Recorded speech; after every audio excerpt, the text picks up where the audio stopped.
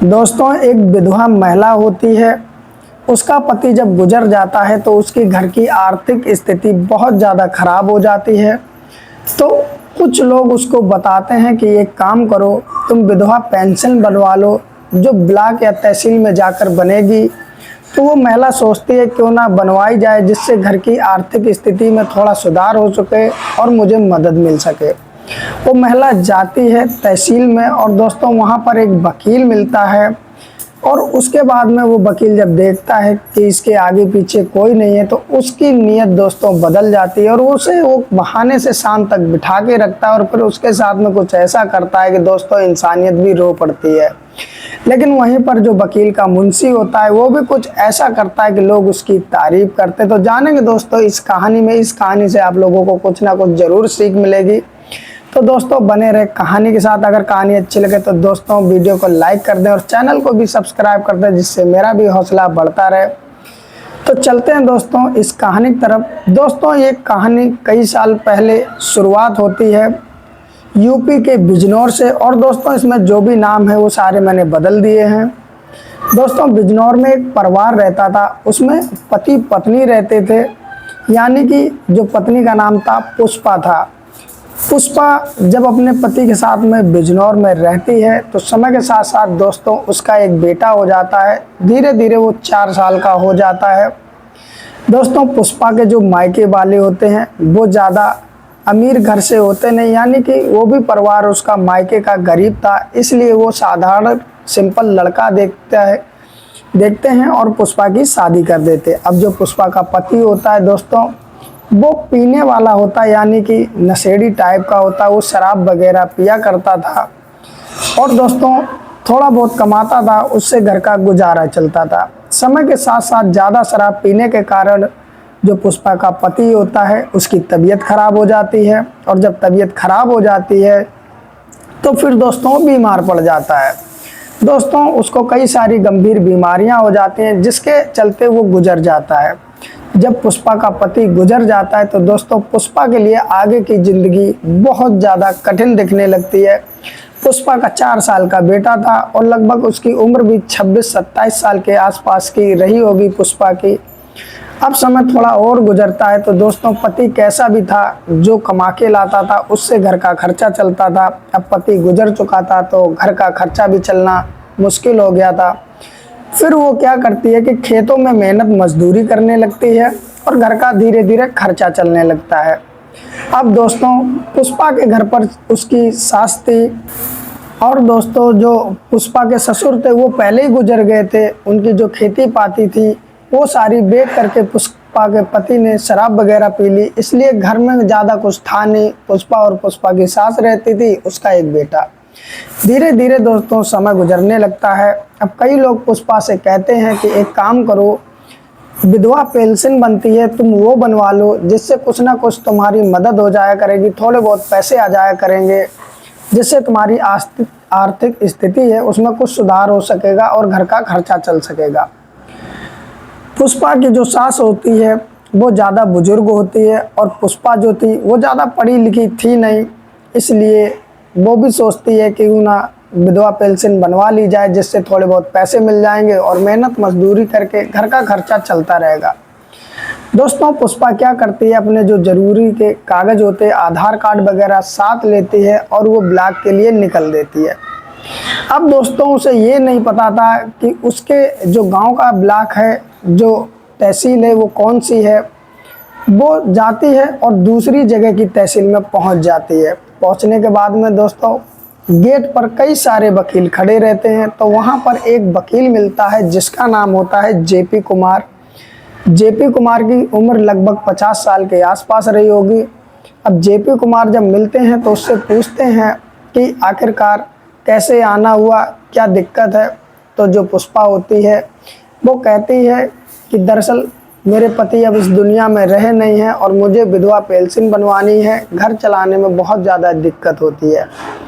अब जेपी कुमार जो होता है वो ले जाता है साइड में, जो उसने अपनी एक छोटी सी दुकान सी टीन के नीचे बना रखी, वहाँ उसको पुष्पा को बिठाता है और बिठाने के बाद में उससे सारा कुछ उसकी डिटेल ले लेता है। और जब वो उसका आधार कार्ड देखता है तो दोस्तों वो समझ जाता है कि ये इस जगह इसकी पेंशन नहीं बनेगी, क्योंकि ये इसकी तहसील है ही नहीं, इसकी तहसील तो दूसरी जगह है। और वो ये भी समझ जाता कि इसके आगे पीछे कोई है नहीं। पुष्पा दिखने में सुंदर थी, उम्र भी लगभग 27 साल के आसपास थी। तो जेपी कुमार के मन में खोट आ जाती है। उसके बाद में दोस्तों वो वहाँ पर बैठता है और कहता तुम इंतज़ार करो, मैं थोड़ा सा काम कर लूँ, उसके बाद तुम्हारी पेंशन बनवा दूँगा। इतने में दोस्तों उस वकील का जो मुंशी होता है उसका नाम सौरभ होता है। सौरभ जब आता है तो पुष्पा को देखता है तो वो उससे पूछता है कि तुम कैसे बैठी हो। तो पुष्पा बताने लगती है दरअसल मैं विधवा पेंशन के लिए आई हूँ और इसीलिए यहाँ पर बैठी हैं, वकील साहब अंदर काम कर रहे हैं।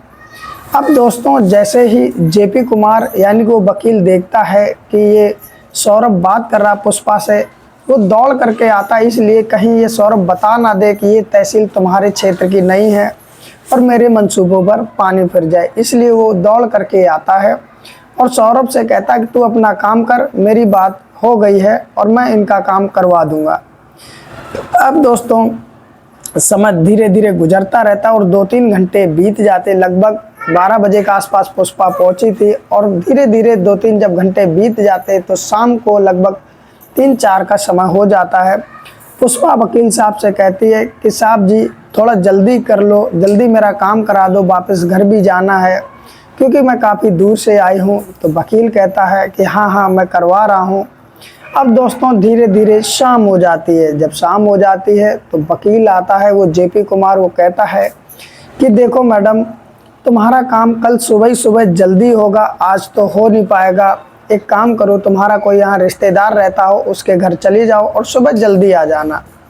अब दोस्तों जो पुष्पा होती है वो कहती है कि यहाँ हमारा कोई रिश्तेदार तो रहता नहीं है, मैं कहाँ जाऊँ, एक काम करो मैं घर चली जाती हूँ, कल फिर आ जाऊँगी। तो वकील कहता है क्या इतना जल्दी सुबह तुम आ पाओगी? तो पुष्पा सोचने लगती है। तो वकील कहता है कि एक काम करो, तुम मेरे साथ घर में चलो और वहीं पर रात भर रुकना और सुबह जल्दी आ जाना हमारे साथ। पुष्पा कुछ सोचती है, फिर वो राजी हो जाती है, कहती ठीक है एक रात की बात है, रुक जाएंगे इसके घर पे और सुबह मेरा काम हो जाएगा। अब वो वकील जो जेपी कुमार होता अपनी बाइक स्टार्ट करता, पुष्पा को बिठालता है और अपने घर ले जाता है। दोस्तों घर भी ज़्यादा बड़ा होता नहीं है। पुष्पा जब घर पे पहुंचती है तो देखती है वहाँ पर कोई नहीं होती, तो वो चौंक जाती है और उस वकील से कहती है कि तुम्हारे घर वाले कहाँ हैं?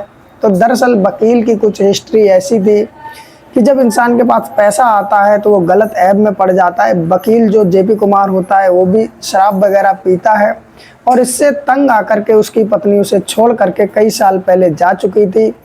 वो सरकारी टीचर थी, इसलिए अपने पैरों पे खड़ी थी और उस वकील को भी और औरतों की लत लगी हुई थी, तो इसलिए उसकी पत्नी चली जाती है। अब वकील कहता है कि मेरी पत्नी मेरे साथ नहीं रहती, तुम क्यों घबरा रही हो, तुम आराम से रुको रात भर यहीं पर और सुबह ही होते हम चल लेंगे। अब वो पुष्पा जो होती है वो यही सोचती है मन में कि डर तो इसी बात का है कि घर में कोई नहीं और तुम पता नहीं मेरे साथ क्या करो। उससे डर तो लगता लेकिन उसके सामने अब कोई चारा नहीं था, रात को वो कहीं जा नहीं सकती थी। पुष्पा रुक जाती है। अब वो जो वकील होता है खाना मंगाता अपने लिए भी बाहर से और पुष्पा के लिए भी खाना मंगाता। अब दोस्तों वो वकील इस टाइप का ही था जो बेसहारा औरतें और मजबूर औरतें आती थी उनके साथ वो यही करता था, इसी तरीके से उन्हें फंसाता था। अब पुष्पा के खाने में नशीली चीज़ डाल देता है, उसके बाद में वो पुष्पा को खिला देता है। पुष्पा खाना खाती है, वकील भी खाता, उसके बाद पुष्पा को होश रहता नहीं है और वकील के दिल में जो भी मंसूबे होते हैं वो सारे पुष्पा के साथ पूरे कर लेता, उसकी इज्जत तार तार कर देता है।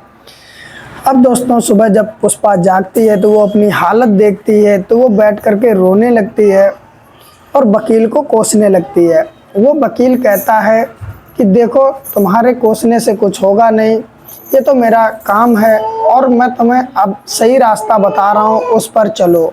अब दोस्तों वकील कहता है कि देखो तुम गलत तहसील में आ गई हो, तुम्हारी तहसील ये नहीं है, अब तुम अपने क्षेत्र की तहसील पता करके जाओ, वहाँ पर तुम्हारी पेंशन बनेगी और वहाँ जाओगी तो हो सकता है वहाँ भी तुम्हारे साथ यही हो, क्योंकि पहले हर कोई अपना मतलब निकालता है।